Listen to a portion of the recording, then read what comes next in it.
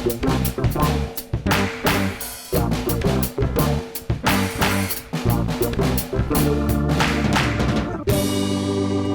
welcome to Star Wars Spelt Out. I'm your host, Josh Chapman, and today, big news day. I didn't even plan this news day.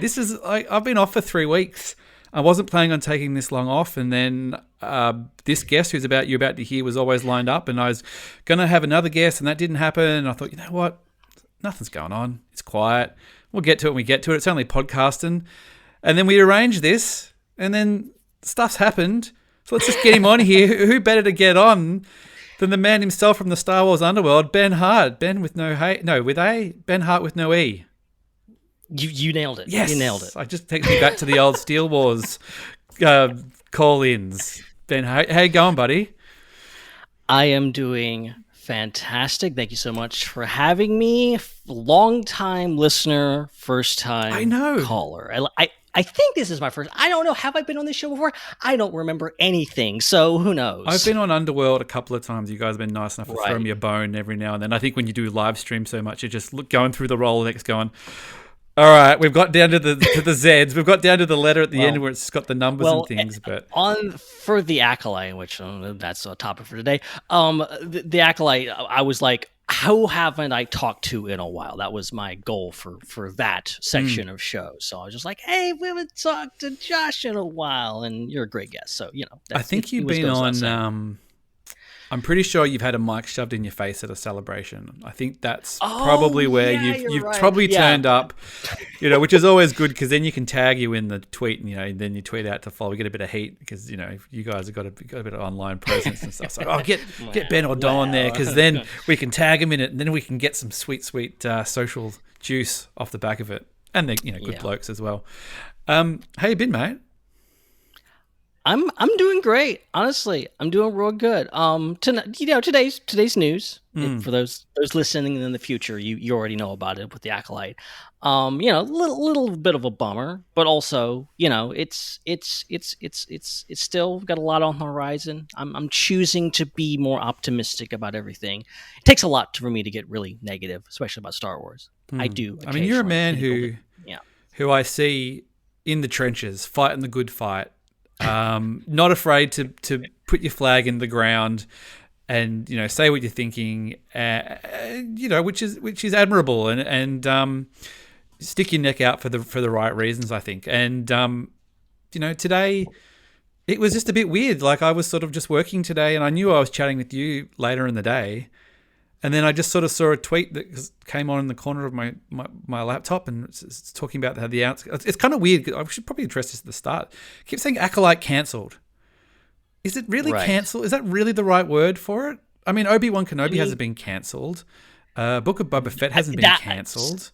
People pointed that out, and I mean, when I reported it on Star Wars Underworld, like I said, cancel because that's what Deadline said. Deadline said it's been canceled, which I suppose is technically correct, but it's also we never got that announcement for Obi-Wan Kenobi or the Book of Boba Fett or any of the shows. They just ended, and they never told us one way or the other if they were quote unquote canceled. It could just be just like the Acolyte's just a one season show. I think the difference here is that Leslie Headland has talked so much about everything, but especially about season 2, season 3, all this kind of stuff. And basically making the fans expect there will be a second or third season, which, and left can't blame her, but also like any first series. And also, it's a kind of a cliffhanger of an ending there, But that's standard practice for pretty much any first season of a TV show is you leave them wanting a little juice at the end. Right. But it's a horrible word, isn't it? Really. It's good when it happens to other people. But in the cases of something like, I mean, to be honest, I haven't clicked on an article. Our little social group here and of the sort of Australian Star Wars people, we've floated around a few things and stuff, but I haven't actually. It's not a press statement, is it? It's not KK on a stage. It's sources say. It's deadlines, and I think maybe one other person corroborated it. So it's a rumor. Like anybody Like, I'm very careful when I post stuff in port rumors. Like, this is a rumor. Unless it's coming from Lucasfilm, it is a rumor. Even if it comes from people like, maybe rightfully so, will say, oh, if it comes from the Hollywood Reporter or Deadline or whoever, like, these are reputable sources, we can pretty much take it as fact. But still, it's still a rumor. It's still not fact until KK comes out and on the stage, like you're saying, and says it. It's not totally confirmed. People love to use the word confirmed, and it's not. Okay, it's not. They've never done that word though, so much. Have they ever really come out and on a stage and said, well, rather than have, like the Marvel thing where they have all the logos, KK doesn't come out with a bunch of logos and she just draws a line through them and she's just like, well, I hope you're all turning up to the cancellation panel at Celebration where we're gonna put up all the shows and we're gonna tell you live which ones are being cancelled. Try and guess. Play along at home. Studios don't do that. They don't be like, oh yeah, unless it's like a long running show or like a show that's like expected. That like Friends is wrapping up one more year and then we're done. Exactly. Like they market these shows as kind of like, oh, this is a season. We're just doing the Acolyte. They don't say season or whatever else, and then they can go back with the other announcement of season 2, season 3. So it sucks. It sucks. And I'm not even the biggest fan of the Acolyte. Like, I'm very critical of the show, but I'm bummed about it because, like, yeah, I want to see more of the show. I know a ton of people love it, so like, yeah, I would. Why would you be? I'm still hopeful. I don't know. We'll get into idiots and blah blah blah. I'm sure we'll touch on it. But the thing is, why would you ever be happy about less Star Wars? Even if it's not the thing that you particularly like, why would you want less of something like that? It just seems so weird. That's the problem that I have with people that are. It's not like, oh, I don't like this or I like this. It's you're actively rooting against Star Wars. Yeah. I think if you're a fan of Star Wars, you should want it to be successful. You should want even stuff you don't like to be like, okay, we're getting more of that. Great for the people that love that. Let them keep enjoying that. There's stuff in Star Wars I don't particularly like. I wasn't the biggest fan of the Acolyte. Obviously, I'm going to watch the second season if it happens. But like the whole idea of just like, yay, it got canceled. Yay, Star Wars is failing. Like, what does that mean? Sorry, it doesn't mean you get it. You're not a fan. They don't get. It's that like. There's a Chris Rock routine where he talks about. I know this is an absolute stretch, but in my head I kept thinking about. There's a Chris Rock sketch where he talks about the OJ verdict, and he was talking about how when. Like the verdict came in, he's like, and I saw these people going, yeah, we won. He's like, what the F did we win? He's like, every day I look in the mail for my OJ check and there's nothing there. Like, it's not a victory. It's not you don't get it. There's no prize. It doesn't necessarily mean you're going to get anything more than you wanted before. Like, if anything, like, and I said this when we did the wrap up, all of those griftery right wing, like outrage sites, they should be absolutely praying for an Acolyte's second season because that gives them 2 years of now that this show has not gone on with the season 2 years of revenue. They're losing. Yeah, absolutely. Like you get one, they'll all get their victory lap video, which will all, next 24 hours, they'll all be like, we did it, high fives, and then they were like, oh, well, now what? I guess we have to go after a bunch of kids in Skeleton Crew now. All right, well, sharpen your knives, people. Good Lord. Yeah, that's the thing with like, because I was. As I do stupidly when I have Star Wars opinions, I go to Twitter to talk about them, and then people yell at me back, and then I yell back at them, and it just becomes an awful circle jerk. But like, it's like someone was like, "Oh, now that they've canceled it, they can do a Knights of the Old Republic show." And I replied to this person, I'm like, "You do realize now that the Acolyte if it has been canceled, like the chances of an Old Republic TV show are now less than because someone at Disney is going to be like, well, the Acolyte didn't do well, so we can't do anything pre-Phantom Menace. Like, like this brings everything down. Anytime a Star Wars show fails, that's less opportunity to get more things because my fear is that Lucasfilm, cynically speaking, will always take the wrong lesson from things. Like with Solo: A Star Wars Story, they're like, they marketed this movie bad. They released it at the wrong time. They changed directors. It was over budget, all this kind of stuff. But then they're like, oh, well, people don't like classic characters being recast. That was not the problem. What are you talking about? And now I'm just like, The Acolyte, even though it wasn't perfect and it wasn't maybe my favorite Star Wars show, it was something so different and unique, and it went places that other Star Wars shows have. I want more Star Wars shows to do that. Now I'm afraid that they're going to be like, well, we can't do that. We can't think outside the box. We just got to do more Mandoverse, more Luke Skywalker and Han Solo stuff. Do you think they might wipe it off Disney Plus?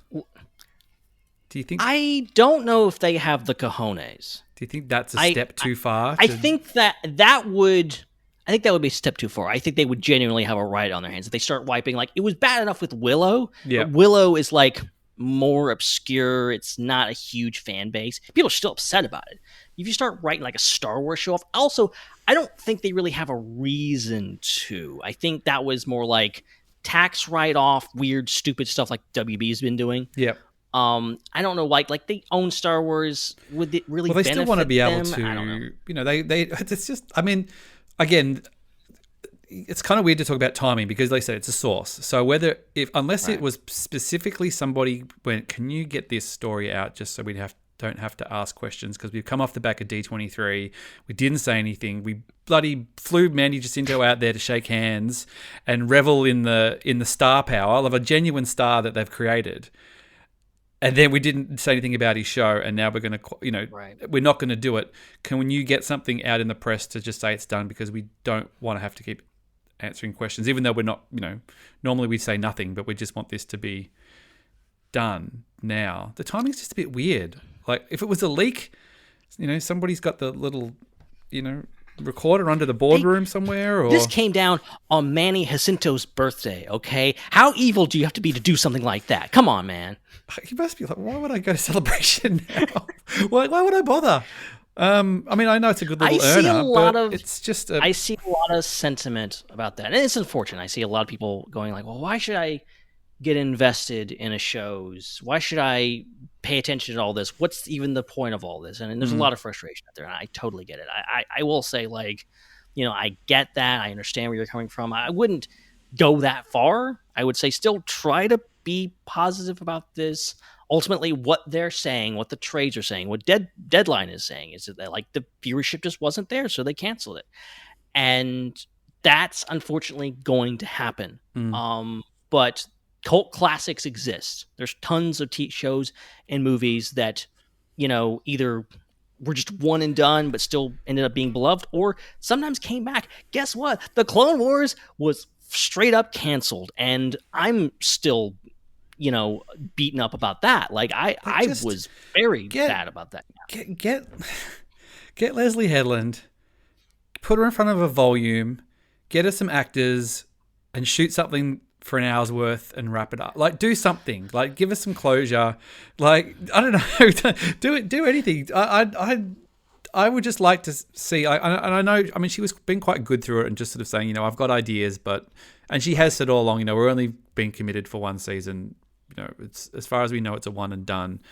But there's got to be an affordable way you can pull this off. I've seen those volume things. Okay, maybe it look a little janky, but I mean, it's not. I mean, because that's what I'm thinking. Is I think Lucasfilm, they get a lot of crap. Some of it is deserved.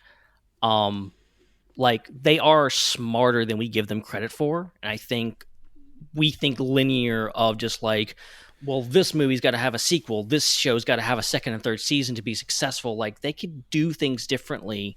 We have The Mandalorian is going to theaters. It's going to be a movie, and because it was highly successful, obviously different circumstances, but still, Disney is now shifting back to movies. They're not greenlighting as many. They were pumping out like 2 or 3 or 4 Marvel shows per year.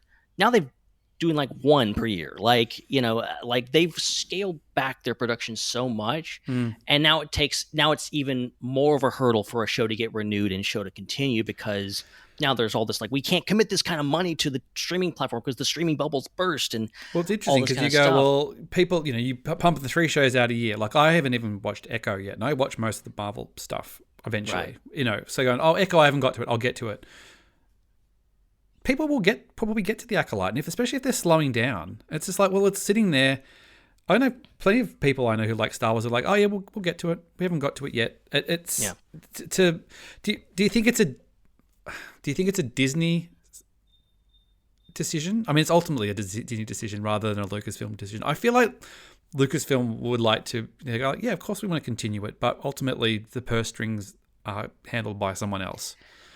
I mean, yeah, I mean, it is. I mean, I feel like you cannot rule out the toxic fandom element of this. A lot of people are like pointing to that, going like, well, you're bowing to those people by canceling this because they said it was bad. I don't think it's a one-to-one thing. I don't think that's the problem necessarily. You can't rule it out. I think what Deadline is saying is true, and I've been hearing this for a few months now, that the viewership was good but also not great. So this was probably a business decision of just like the show just didn't pull the numbers they didn't need to get it. It's the toughest sell of all the shows, because there's no, I know Yoda turned up in the last 2 seconds, but there's no. Right. People are looking at anybody who's just a casual Disney Plus user or whatever is flicking through the thumbnails, going, okay, Mandalorian, okay, Ahsoka, Acolyte, whatever that is. Like, I don't. It was a tougher sell. I'm interested to see what Lucasfilm's reaction for Leslie Headland is. I hope, and I don't think it will be. I think she's had her expectations managed probably a lot through this, and has probably been kept abreast of how it's been going. And in some of the interviews, someone like Maggie Lovett did, where she's like, "Well, we were aware of the review bombing and blah blah blah blah blah," and I think she's been in the business long enough to know that there's no guarantees in this life. But I hope that they're quite good at keeping the talent and rewarding the talent, whether it's other people, they put them into other things, they give them other chances to do other things.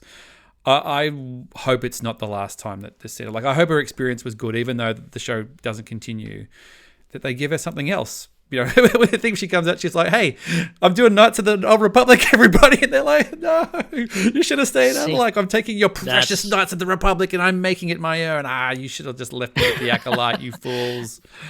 See, and I'm coming at this of just like, I like the Acolyte. I didn't really love it. There was parts of it I really, really loved. I liked the direction it took, and I freaking love Leslie Headland, even though I'm a pretty big critic of some of her writing choices. Like, I think she is an amazing person, an amazing Star Wars fan, and I want to see more stuff from her because she spoke to me on a level that other creators didn't. Even Dave Filoni didn't say a lot of things that she said. Yep. So, I am very much so ultimately, like, I am encouraged. I want her to do more stuff. So maybe there's other opportunities. And you know what? She's going to be talking about this. Like, this is not the end of the story. There's going to be interviews for the rest of her life. Foreseeably, she's going to be asked, "Well, what happened with the Acolyte?" She's going to say stuff. She's going to say stuff.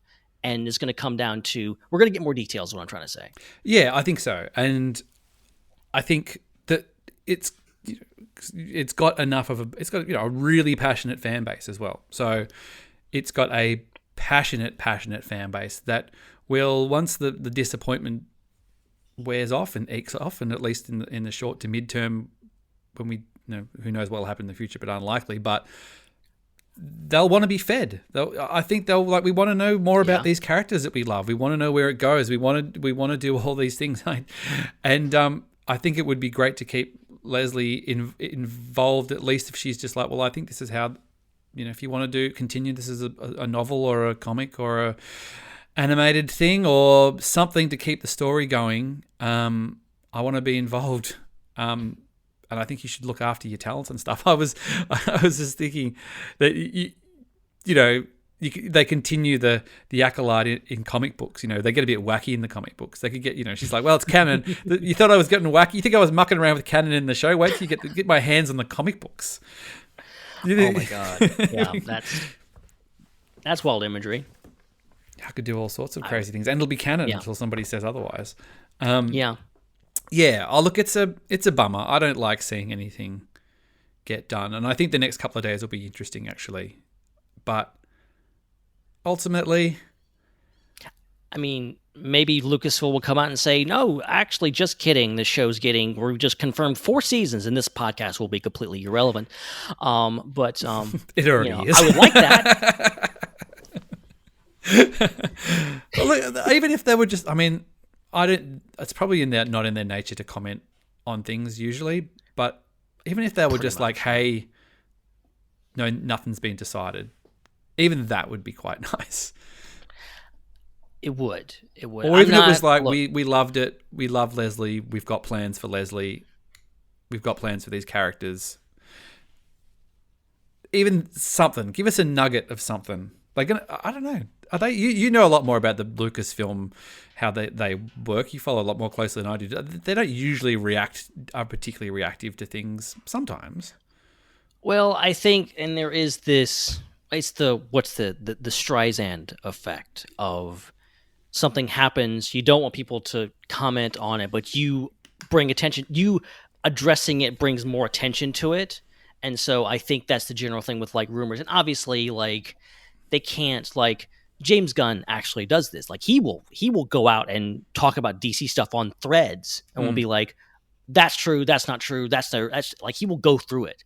But that's a rare thing for anybody in the business to do, because ultimately they can't sit around all day and address every single rumor. And also, most of the stuff's crap anyway, so they can't, like, it would be dumb to even attempt that. And Lucasfilm is very tight-lipped. They don't want you knowing anything. Like, they're very things, so they're not going to say anything unless they have something positive to say, which So it ultimately falls down to someone like Leslie Headland to say, yeah, it's a bummer.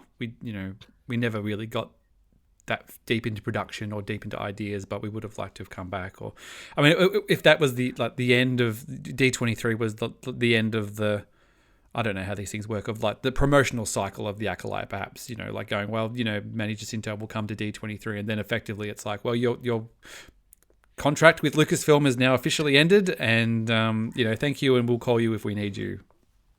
See you. Right. It's like it's like after The Willow ended, like, they were like, is it going to get a season 2? And then we got the word that, oh yeah, the actors have been released from their contracts, which means they can go off and do other things, which is a good thing for the actors, but also bad because that means they're not waiting around for season 2. They're not expecting it to happen. And we saw that went out. So, it's, but, like now, it seems Save the Acolyte is trending, and I've done my own on my own part in stoking that fire. Nothing else, just to give people something positive to think about instead of just wallowing in self-pity about this situation.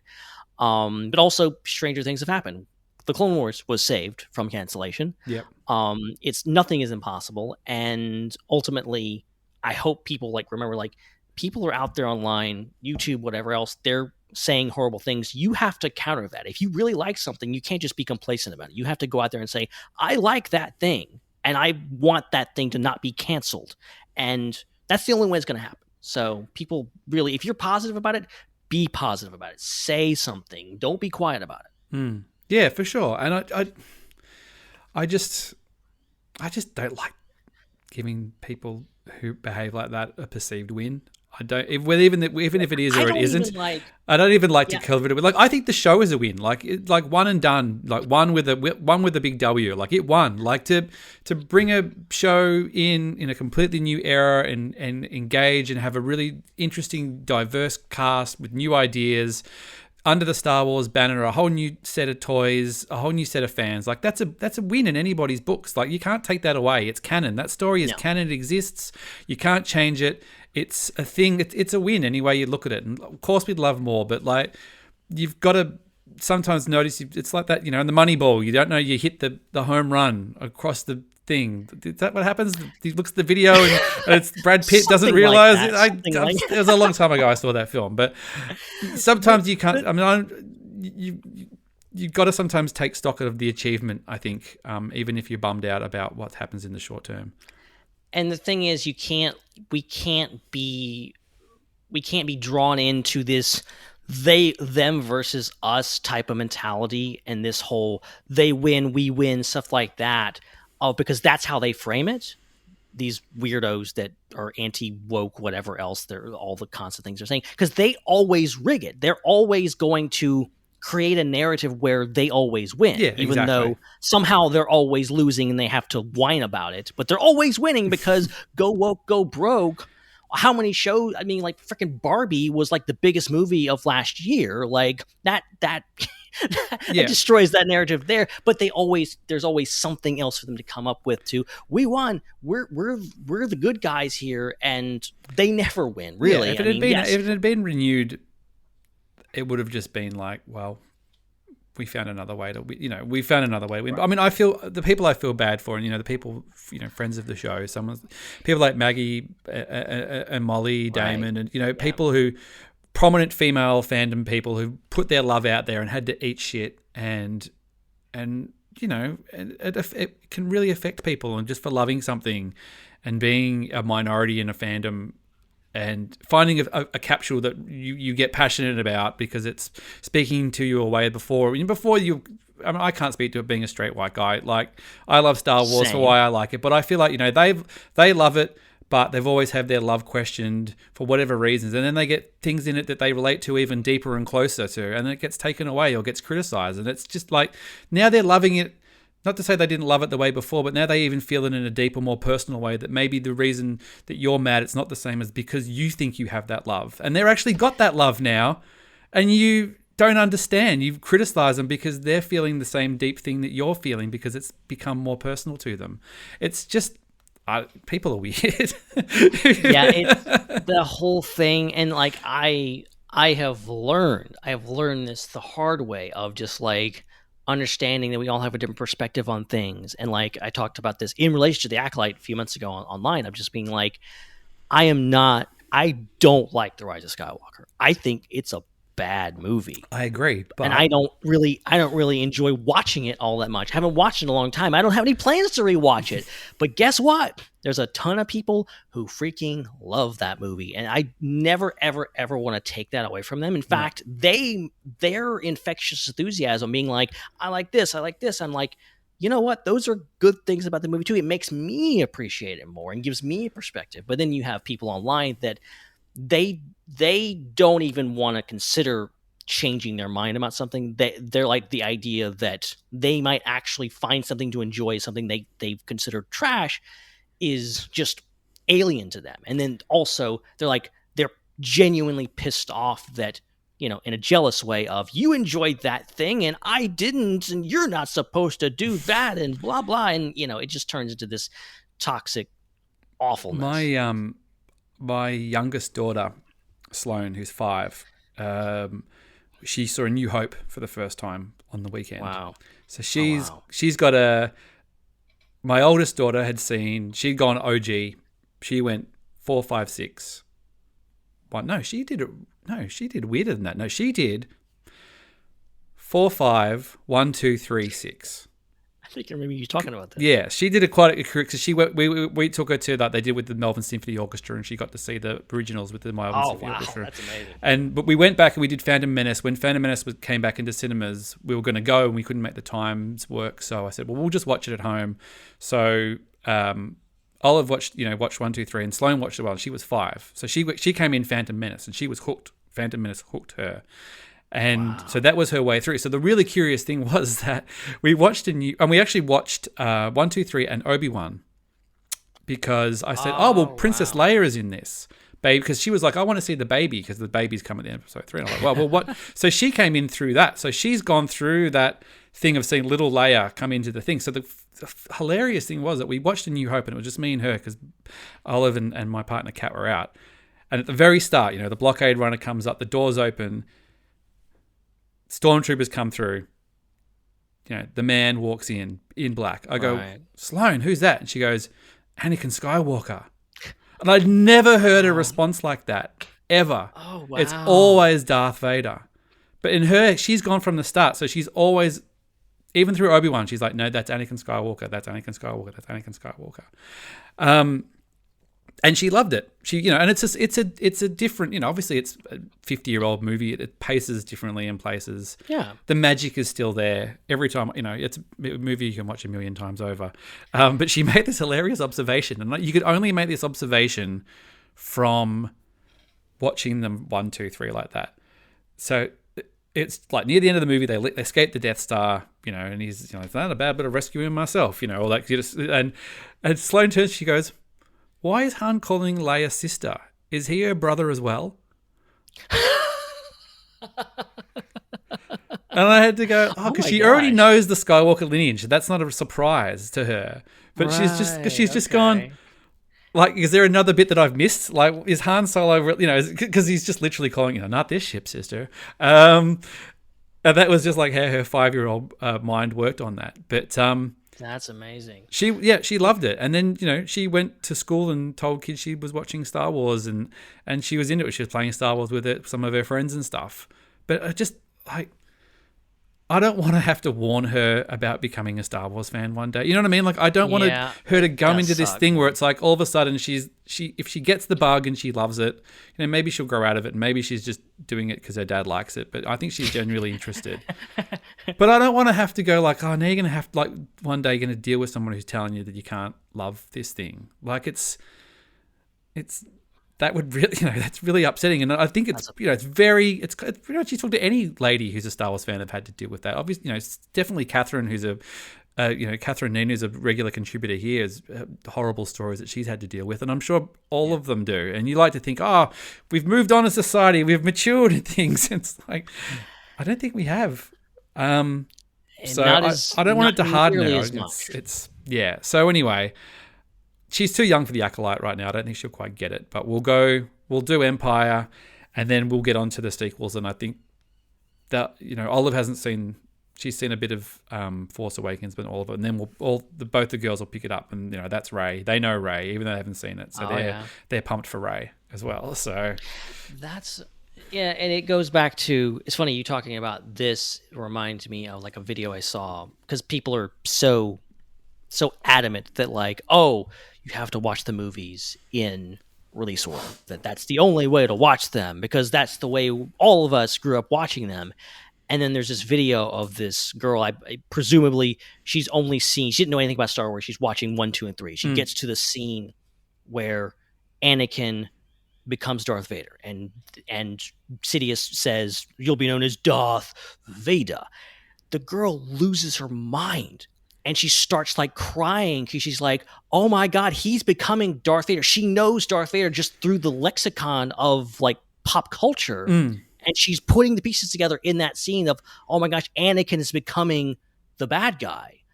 And I'm like, this is the perfect example of just like, there's so many different ways to experience this. Yes, of course, you want like the Empire, father reveal is great. But there's more than one way to watch a Star Wars. Like, there's more than one way to do this, and kids have a tremendous talent at surprising us in a ways that and looking at things how we never saw them before, and so it's always great. I'm just like, yeah, just watch. The movies have numbers for a reason, guys. You can just watch them. It's watch funny argument to be like, 9. Oh, George intended it to be, it's like, well, he did go back to the start and do it 1. So you kind of feel like he went back to, he labeled it 1 to start at 1. It wasn't like he didn't, yeah, he didn't put episode 4 and confuse everybody in like 1980 or whatever that came out, just for no reason. Like, he wants the movies to be watched in a certain way. Do you think this kind of news like gets back to George? Do you think he just it's just like the ex-wife, like he doesn't really? I want so bad. I want to know his thoughts. Like, we got that little glimpse of things. There was I think Pablo on a podcast, I think he was on the Sith list, and he was talking about how, not the Sith list, Pablo, go on the Sith list. That's a guess. That's a get. Like, Araj is like, oh, you holding out, Araj? Didn't hear about that one. It must be on the Patreon. Full of Sith. Okay, another Sith podcast, another great podcast that got Sith in the name.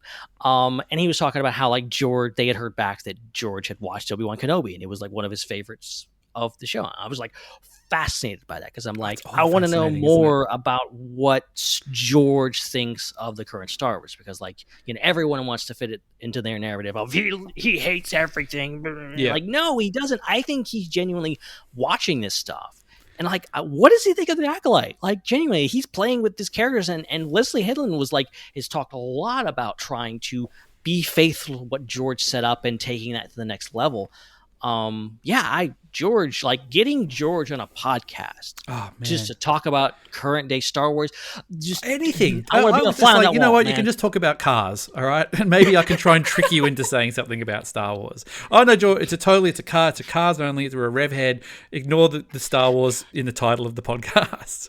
Yeah, we're just going to talk about Formula One. No big deal. But about that Star Wars. Yeah. Oh yeah. Well, I'd spoken about this I think a few weeks ago when I can't remember who was on actually talking about Paul McCartney, and I'd seen a lot of like stuff that had come out recently with Paul McCartney sort of doing breakdowns of his work, and I feel like it was like a thing of like somebody who's like, well, I'm in my 80s, I'm having my final say on a lot of things. I want this stuff documented because I've probably this is the last 10 years where I'll be probably in good enough nick to do this kind of thing.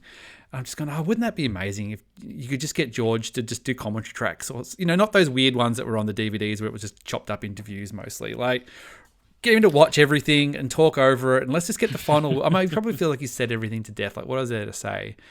But I would love to know, even though I think he's very conscious of like, well, I'm just respectfully keeping my distance because if I'm there commenting on everything, it does, probably devalue things to a little bit, especially if everything's not up my street. Yeah, and George has been through that. The reason George did what he did is he's like, I'm freaking tired of you idiots yelling at me all the time. I just want out. I don't want to talk about Star Wars. I don't want to do Star Wars anymore. Like, you guys hate me, so I'm out. Yeah, why would I keep trying to appease you?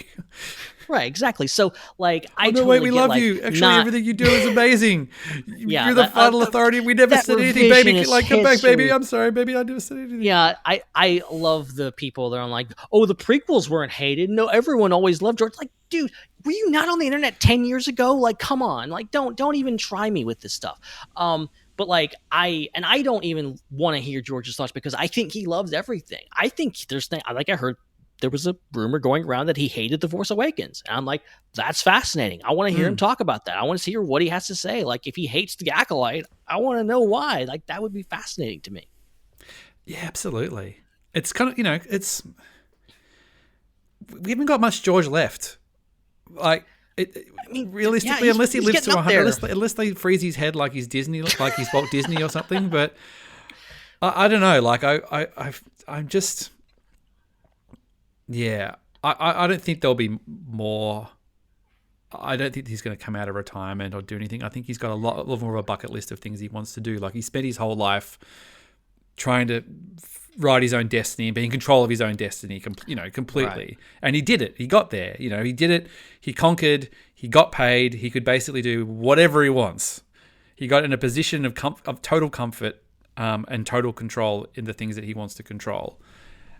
He probably doesn't want to go back to those things, really. What? I actually... It's probably when I wish I'd done it 20 years earlier, to be honest. Maybe so.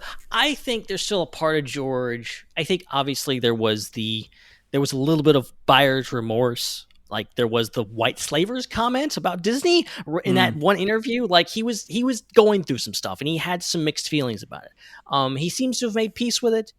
But I think there's still a part of George that kind of maybe wishes he was still in the game and still doing it. I would never rule out, no matter how old George gets, like the idea of him maybe coming back and doing an episode of The Mandalorian or an episode of this, or maybe even, writing something or directing something, or like he directed a scene in Solo. Like, he came in one set day, just did something. Yeah.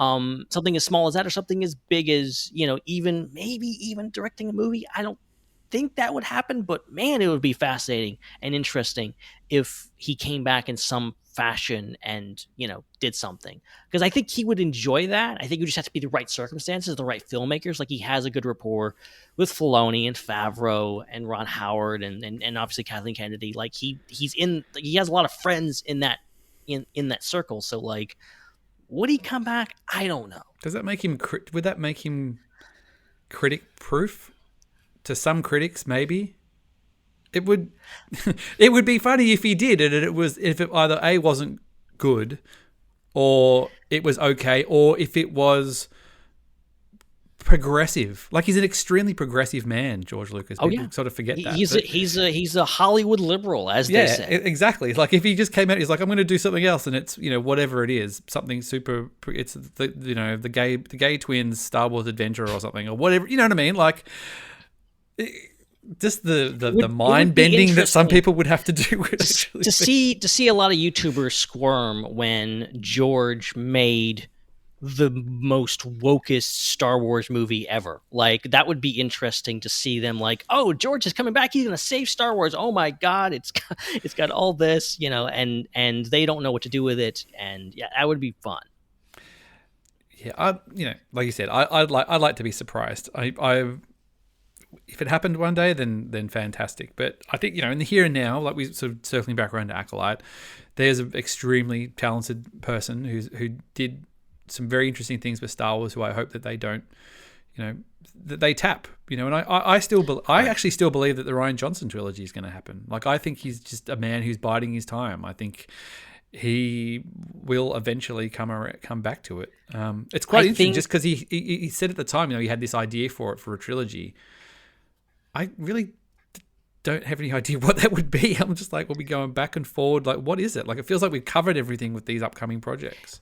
It certainly feels like at this point, Lucasfilm has like a wide open door policy with filmmakers in regards to movies. Like, we've heard the Patty Jenkins one, the Taika Waititi one, the Sean Levy one. There's a bunch of people that have talked about doing Star Wars movies, and not for a hot second do I believe all of them are going to get made.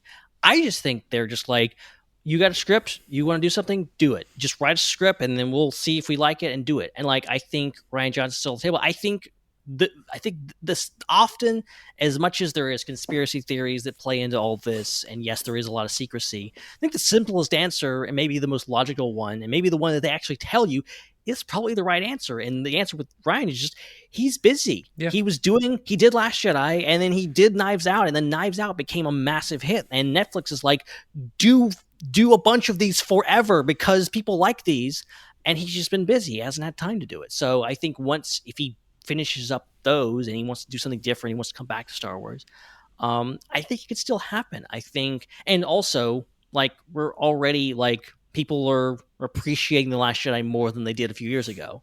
So, that market's always going to be there, and the people that hated that movie, that constantly whinge about it online, will be less and less as time goes on. Is the scattershot approach worrying? Of like, we're doing Rey, now we're going like 1,000 back, now we're doing Mando and Grogu. Like, in this case of like 6 years, you've got 3 movies in 3 different timelines. Like, what? Like, Star Trek doesn't do that, and Marvel doesn't do that, and like all these sort of, there are no real franchises that do. Like, Star Wars always had movies, but for the most part, they've gone in a continual story, 1, 2, 3. I know Solo was sort of the outlier, but are we sort of more attuned to that now just because we jump all over the shop with TV and stuff? Or is it, I don't know, like, it'll be curious to see if people kind of go, like, the Rey one I think is the easier sell, because you'd be like, oh, all right, well, I get this. It's Daisy Ridley, she's Rey again. It takes place after the last one. This will be the newest story of the thing that happens.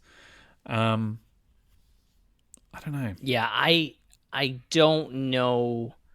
Yeah, I don't know how they figure this, because like you're saying, like, oh, there's a lot of franchises that kind of just go in numerical order, or go in story order, for lack of a better term.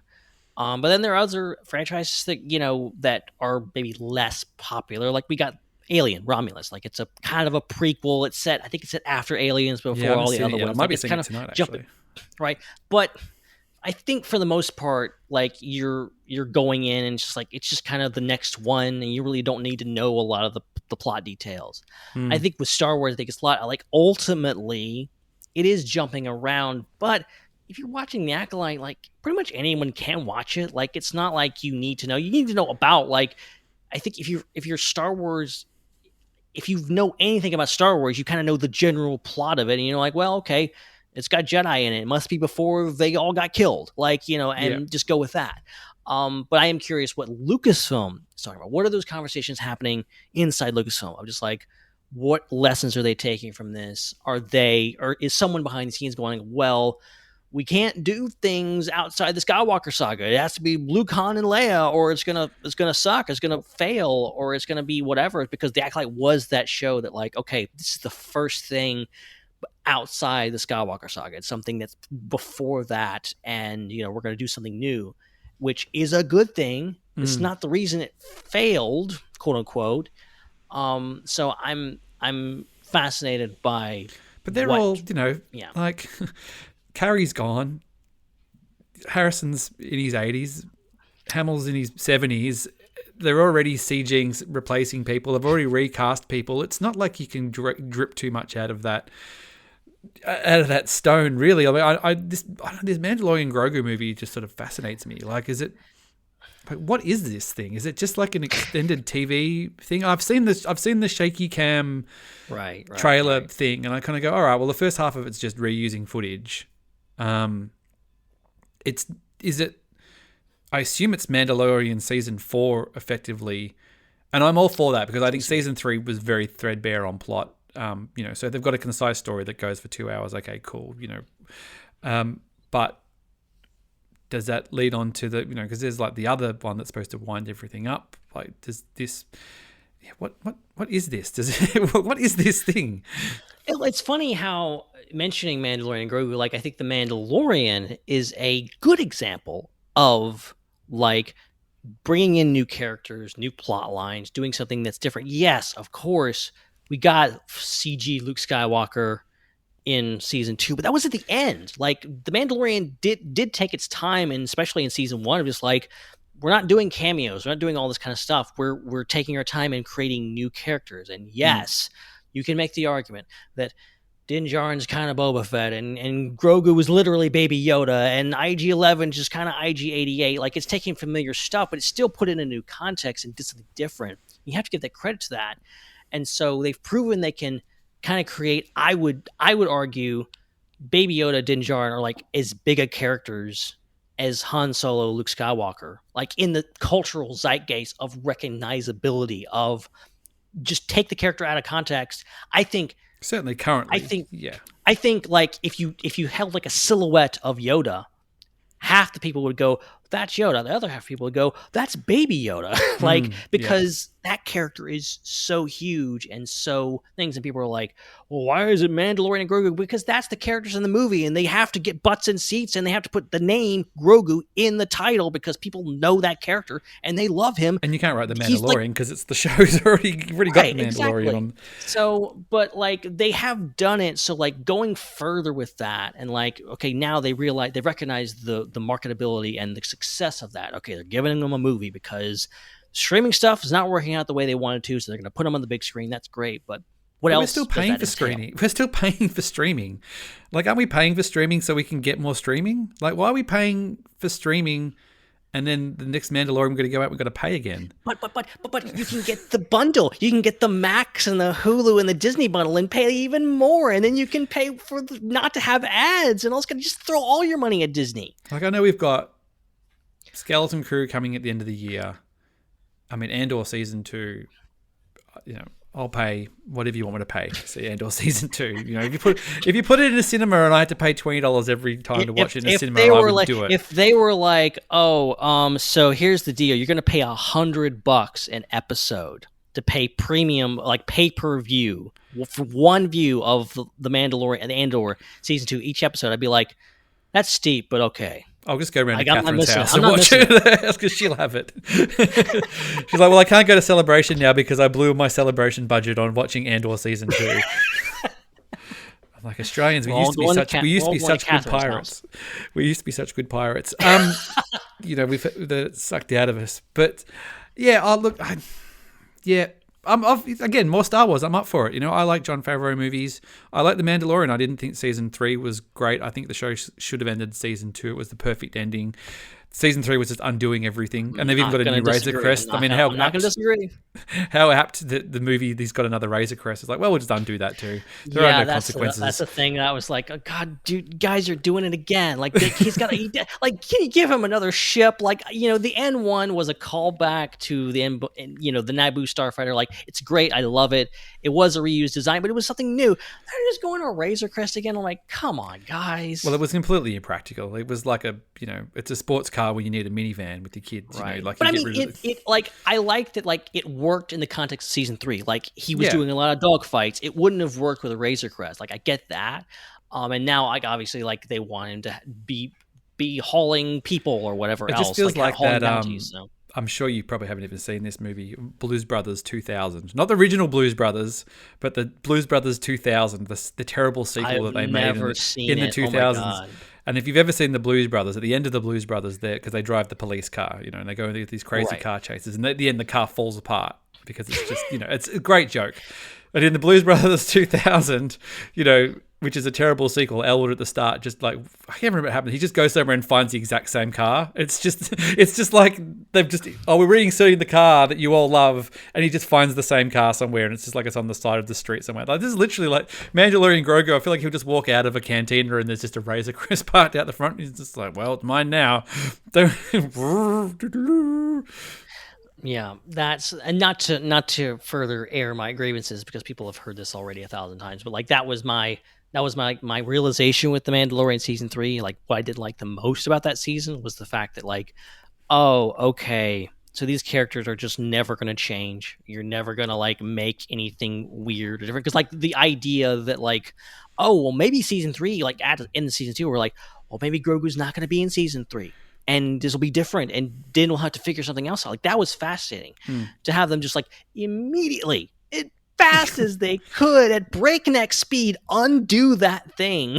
Well, they undid everything. They undid the helmet thing. I'm just like, I love this show. I still love the show, but I'm not as invested in the story because I know it's never going to change. You're always going to be Din and Grogu in a freaking Razor Crest, and there's just nothing. It's always going to be the same. I mean, obviously, it seems like Ahsoka season 2. If it's Dave Filoni's presents the Acolyte, is it a completely different conversation? I mean, I know a bunch of people online which will lose their minds, but if it had been Dave Filoni who made the Acolyte, it was the exact same show, with the exact same viewers. I feel like if Leslie Henlett had made Ahsoka, do you think we would have got a second series of Ahsoka? I mean, you can't rule out the influence that Dave Filoni has, and I'm not just talking about he got a promotion lately. Like he has been with Lucasfilm for many years. Leslie Headland's basically just like a contract person. She just came in, did the show, left. I don't know, and if there's like a budget, they go, well, we've got enough money for one TV series here, and you can't also rule out from my fandom perspective of just like how Dave Filoni, being a straight white dude, is one of the most beloved people in the entire Star Wars, and that Leslie Headland, who just happens to be a gay woman, is like the most hated person in Star Wars fandom. Like that's not a coincidence. That happened for a reason. The worst people just come out of the woodwork and cannot get past that little nugget. Which sadly sets that. That's what I mean. Like, it feels like it was doomed. It was always hamstrung by that from the dot. Like, regardless, like, from the moment it had been announced, it was basically hamstrung by this bias that some people had. But which makes me feel like, again, there's only a certain pot size of money. And I certainly enjoyed the Acolyte. I thought it was a lot better than Ahsoka. And Ahsoka had just as many dangling threads, but it's definitely a safer second season to do. It's a show obviously that's dealing with more of a legacy character and dealing with other legacy characters. Like, it has a lot of recognizability to it.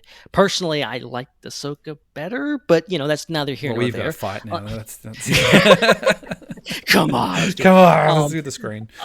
But like, I don't know, like, because like it seemed like so easy for Ahsoka. It was just like, oh yeah, they're doing it. They confirmed it. There's concept art. Here we go. Second season. Seemed like it was because like they had the big open threads because they seemingly knew they were doing a season 2. Now with the Acolyte, it's like, oh, there's open threads, but we don't know if there's season 2. Like Lucasfilm is just like playing dumb on this, and then we have these reports, and it's just like, okay, what is the deal? Why are these shows being treated differently? I mean, the Acolyte definitely. I mean, it had threads, but its story did wrap. Like it told the story of Osha and May, and it came to a conclusion, and it definitely left places to go, but it felt like it got to the end. Like Ahsoka didn't feel like it kind of just ended, and there was more. Like it didn't. We weren't really at the end of anything. It was more of a cliffhanger. Like I'm still. But I feel like I was halfway through a story there that all kind of just like, well, right. They're just left on it. Ahsoka's still on that planet. There's no resolution to that. There's no, like, at least the main Osha one was like, well, they went through a journey. We got to the end, and there is, Soul paid for his, paid and all this stuff, and you get a feel for the long-going consequences of what could happen. But the Ahsoka kind of just felt like it was just like part one, which you only do if you've already been told you're going to get another one regardless. Yeah, the like Ahsoka was like definitely like, you have like what freaking Balin on the the mountain looking off in the distance, like that's a cliffhanger. It's like literally a cliffhanger. And hoping for things, whereas the Acolyte, I guess if you watch it from a just kind of a general perspective, to be like, yeah, everything kind of got wrapped up. As a hardcore fan, I'm just like, you freaking showed us Darth Plagueis, you better follow up on that. I want to see more Plagueis. I want to see this and that. Like I'm chomping at the bit to see stuff continued, and I want to see like that, because like if that story, it's just like, obviously Osha and Chimera, they can't really keep doing what they're doing because the Sheev's got to come along at some point and do his thing. So, I want to know how that goes out too. And I know it's a shame because you just feel like it's, enemies to lovers to enemies to, it'd be such a fascinating,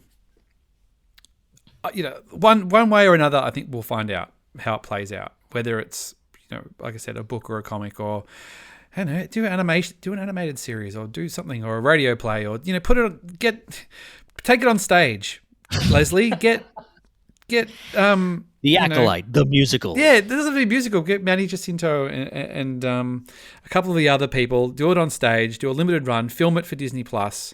I mean, like this was like the Acolyte was as close as we've ever gotten to a musical, with the power of one, the power of two, and having this the pop song and the credits. Like, we're very close to like just going full Broadway. It's like Rogers the Musical or whatever it was. There was we're nearly at the end, mate. Talk about timing on. I could go on all night. For the record, you've already told me what night owl you are. You already blew my mind, because I'm going, it's getting a bit late here. Like, I hope this will be okay. You're like, I'm usually up till 2 a.m. most of the time. I'm like, wow. It's 11:30 now, and my night's getting started. You're like, I'm just gonna go. Yeah, I'm gonna go settle in for the night. I'm gonna watch Acolyte from front to end now before I go to bed as a tribute to get that one more number. They've just gone, if it had done 1.2 million, we would have been fine, and we ended up on 1.19999. That one guy didn't finish it. How dare you? But what's going on with the underworld, mate? Before we clock off, just rolling along. Are you guys in Japan? Is that the plan? I know Dominic definitely will be. Hannah definitely will be. Yep. Chris probably, and me. That's a big maybe for me. I don't want to say anything. I don't have tickets. I don't have a flight, and I don't have a ton of money after San Diego Comic-Con, if I'm being honest. Mm-hmm. So I'm gonna say we'll see, and hopefully, because I mean, come on, Japan itself is on my bucket list. So I've been to Japan. Awesome. Yeah, I mean, now since Celebration has been announced, I'm getting served all of these like travel stuff and about Japan, and The it's just phone's making me listening want to to go even you. It's more. just like, yep. Yeah. So like I'm thinking like, what better opportunity do I have to go to Japan than to go for Celebration, which would be amazing. Do they have the pancake shops there that you guys record out of in Japan? Have you done a little research? Was it the IHOPs or whatever it is? Is it IHOPs? IHOP is what we did in Anaheim for our first big public gig, first big public show. And not really technically public, but it was like public outside of a celebration. We'd done other live shows like at our booth, but like that was our like, we're at a venue now. What? It's an IHOP. Like it's just like, this is so ridiculous, so stupid, yet also so amazing because like people showed up and it was amazing. And it was catered now as well. We're like, so yeah, it was good. So and now I think there's some other options. We're looking at the closest thing we can get to an IHOP in Japan. So they do have I have been to Tokyo. Like they do have a lot of the chain store. I don't know if they've got an IHOP exactly, but they do have burger chains and things as well. Like you can pretty much get anything you want in Japan food wise. It doesn't have to all be Japanese food per se, but why would you want to eat anything else in Japan? They have authentic American food. Well, they do, but their KFC is just better because they just know how to fry stuff really well. But it's been a long time. It's been 10 years since I've been there. So. Oh wow, it can't be much worse than KFC here, which sucks. Oh, there you go.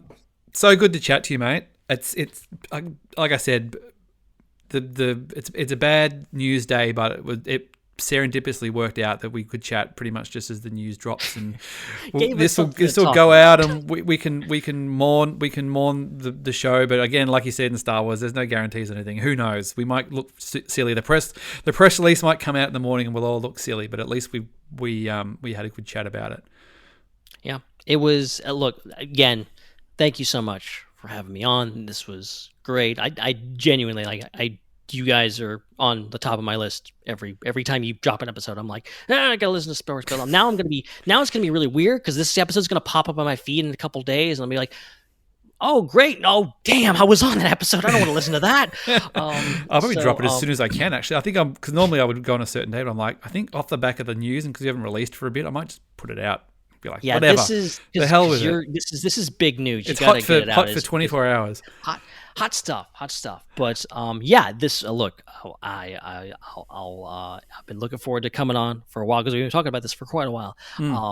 But our schedule's just now lined up, and who knows what happens in the future? But I'm glad we got to record tonight because it was eventful. It was good, and it's good to talk it out sometimes. But thank you everybody for listening. It's been good. It's had a little break. This is just what happens. Sometimes you take breaks. I'm not the workhorse that Ben is, and stuff just comes out all the time. We just do it. And for the record, don't be a workhorse, okay? I'm killing myself. That's why he's up at 2 in the morning. He's like, this is why I'm up at the 2 in the morning, because the content, the signal never dies, Mal. But thank you so much, mate. And if I don't see you in Japan, I'll see you at Celebration, wherever that will be in the USA, in whenever that will be. Or hey, look, look, I'm all for Celebration. Celebration Sydney, okay? Do it, guys. Just come to Melbourne. Do it, you cowards. Come to Melbourne instead. Then I don't have to leave my house. But I'll take Sydney. But yeah, I want to go to a Melbourne Celebration driving distance. Wouldn't that be amazing? Oh my god, could you imagine? All right, mate. Thank you so much. See you soon. Thank you.